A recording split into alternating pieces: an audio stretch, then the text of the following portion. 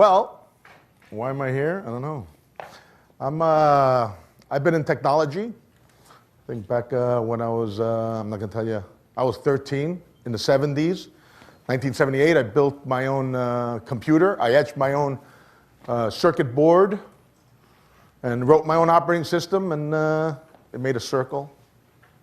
And that was a big deal back then. And since then, you know, I've been in and out of computers. I discovered fast cars and girls, and Gates didn't.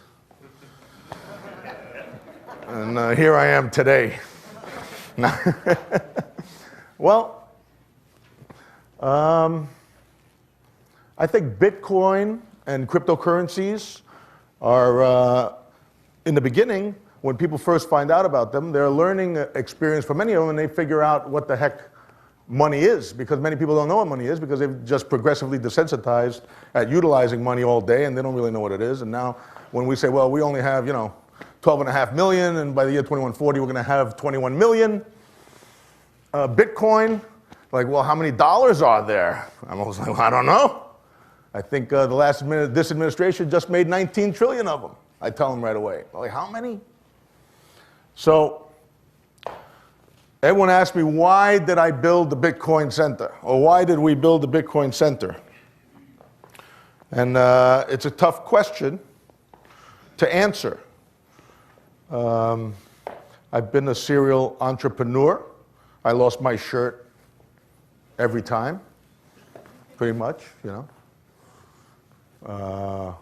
I always follow ideals instead of the cash, and that usually sometimes doesn't end that well financially, but all of a sudden you have all this knowledge and you can keep going. So why am I standing up here? I want to tell you guys a few things. Not tell you, but I want to express to you things that maybe someone should have told me. I want to express to you that the people in this room have incredible power to be able to affect change. Yep, you're probably going to get rich. You're going to have a bunch of digits next to your name. You're going to take a black car instead of a bus somewhere. And, you know, you're going to have an airplane maybe, and all that jazz. But after you make a whole bunch of money and you lose it a few times and you make it again, the things that stick in your life are, believe it or not, after you help people. And that's one of the reasons why I helped build the Bitcoin Center, because I believe in the long run, humanity is going to have a better taste for how monetary policy affects the world. We all know about the 2.5 billion unbanked. To us right now, it might be, we've been desensitized to that, but that means there are people throughout the world who don't have a bank account. I had some people working for me in Sri Lanka, and I had to send them a credit card, a debit card, and that's how they spent the money, because there was no way to send them money. So now they get Bitcoin. So why did I open the Bitcoin Center? It always comes down to this story about my bicycle when I was a kid. And my dad. My dad has been a big influence in my life.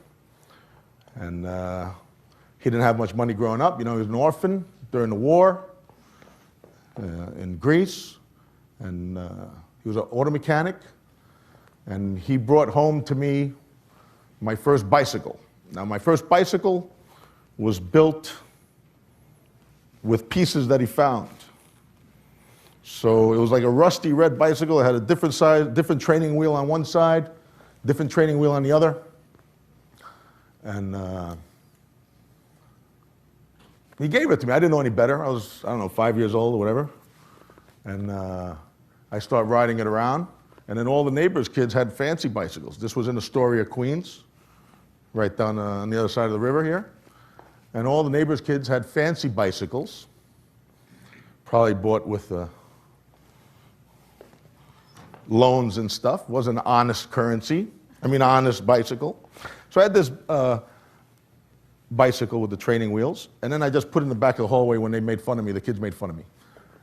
And then one day my father comes home and he goes, "Why don't you ride the bicycle?" He worked day and night from 6 in the morning till 10 at night. So on Sunday we got to see him when he woke up at 2 in the afternoon. He goes, "Why don't you ride the bicycle?" And I didn't know what to tell him. I said, "I don't like the training wheels." I said real fast, as an excuse. So my father's real quick. He was a mechanic and his hands were really strong. He just took them right off. Took the nuts right off there, right? I have notes over here. Hold on.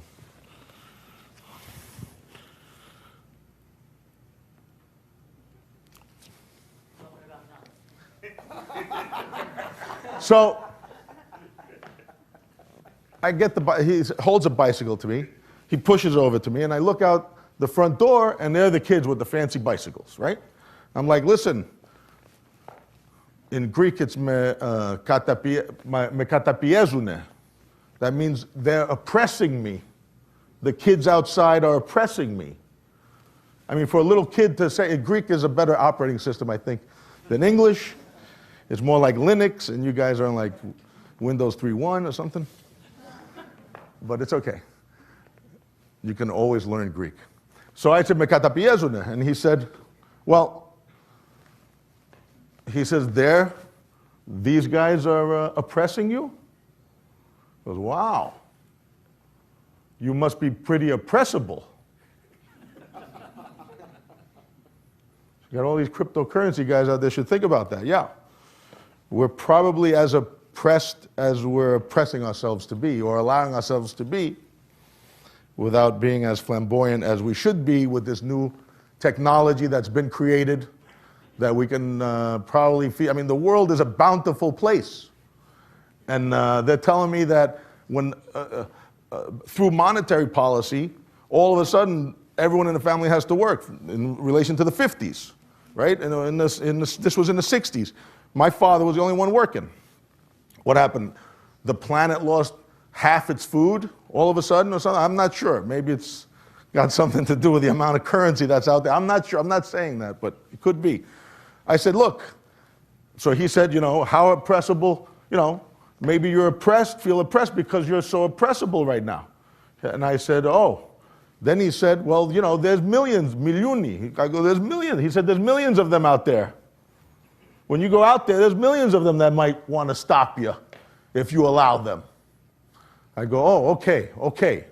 He says, "Well, we're going to learn to ride the bicycle today," he said to me. "We're going to have a lot of times in our lives that we're going to have to do something we've never done. We're going to have to put ourselves outside there where we've never been before." And and this is one of those times.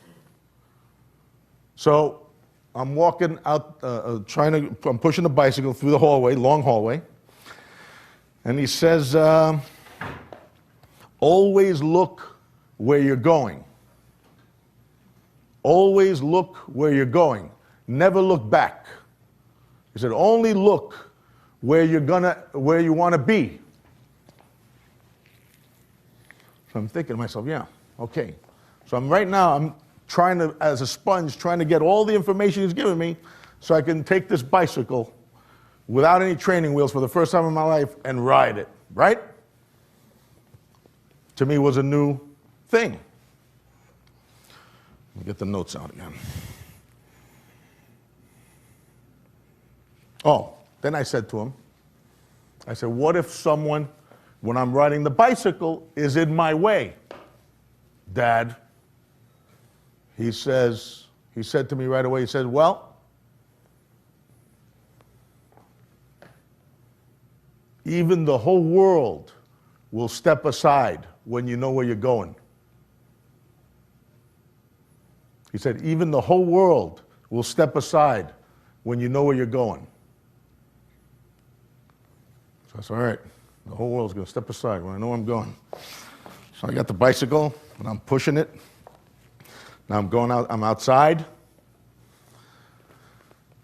It's very, the story hits me hard. Jeez. So he said, I'm going to hold the seat. You're going to hear me running, but I run fast, so fast that you're not even able to hear me after a while. I said, okay. All right. I said,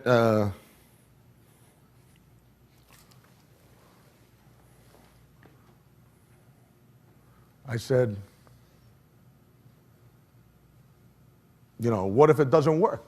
What if I fall? He says, you're always going to fall. Everybody falls. Some people don't get back up after they fall. They don't want to get back up. They won't get back on the horse. They won't get back on a bicycle. They won't go back up. They won't go in their business again. They won't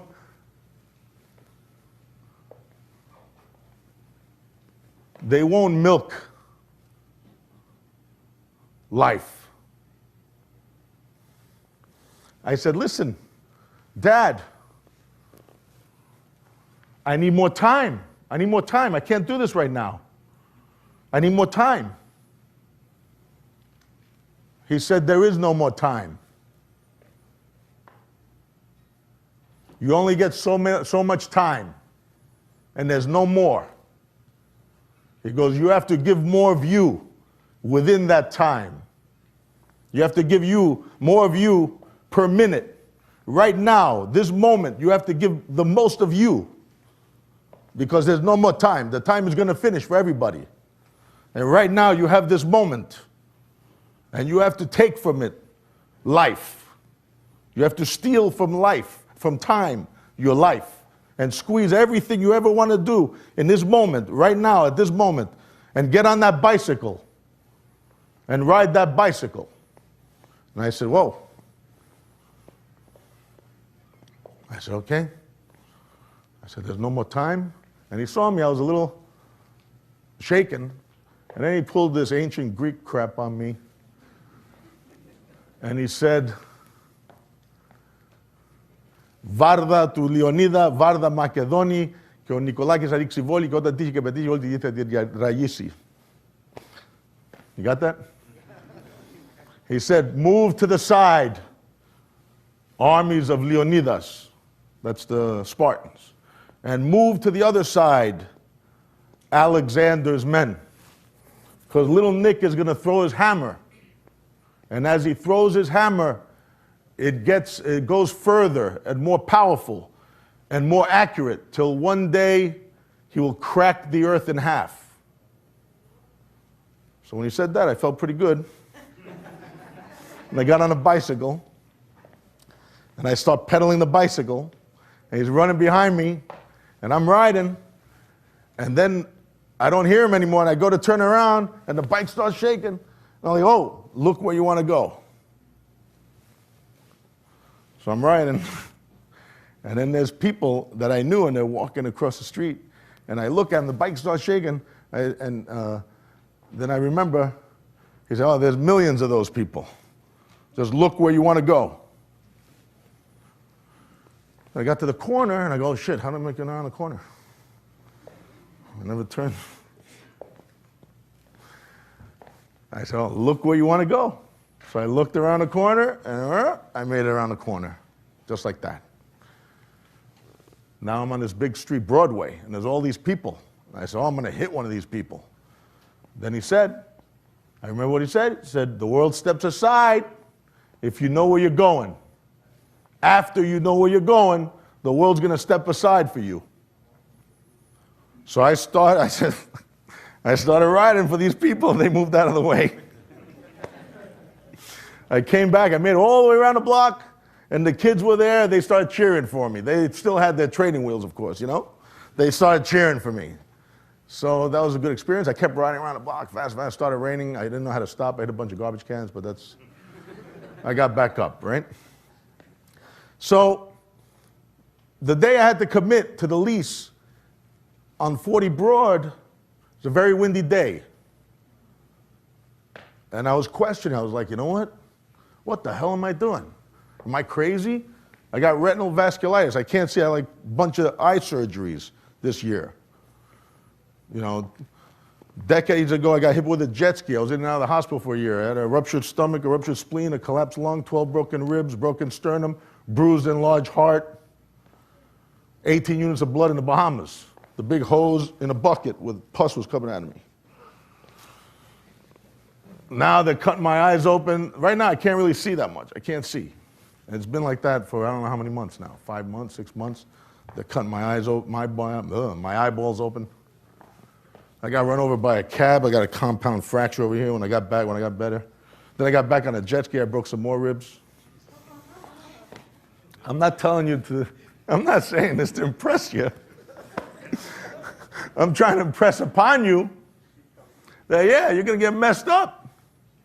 You're going to get messed up out there. And the only guys that made it are the ones that just get back up. So, yeah, my heart stopped 5 minutes. I didn't know any better. I got back up. So I'm on my way to go commit 10 years for the Bitcoin Center. And I said to myself, what am I doing? I'm going blind? The hell am I doing? I believe in Bitcoin. I know that Bitcoin can help millions upon millions, if not billions of people. I don't know how fast. It's up to you guys. So I said, Dad, send me a sign. I said, send me a sign. You got to send me a sign.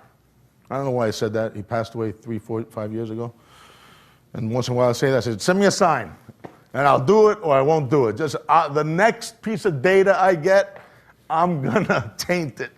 You know, I'm gonna take the next piece of data, and it's gonna allow me, it's gonna set forth my future. I don't care. I'm rolling the dice. I don't care. Just give me one. This is what I'm saying. I'm saying like a crazy person. I'm asking my dad to send me a piece of data. So it's so windy, I had to go into a doorway because there was so much wind. I was looking for a cab, and on top of a doorknob was a deck of cards. Right on top of the doorknob, like this, right? Balancing. It was just there. I said, what the hell is that? Is that the sign? I go, you're nuts, Nick. So I leaned the cards against the door and the doorknob, and I left. I walked down the block. And there's a bicycle store there. I go, is that the sign? I go, that's too simple. That bicycle store's been there for years. That's not the sign. And then I say, holy shit, I said. And I ran back to the deck of cards. And there you go, bicycle on the deck of cards. And that's what happened. Oh.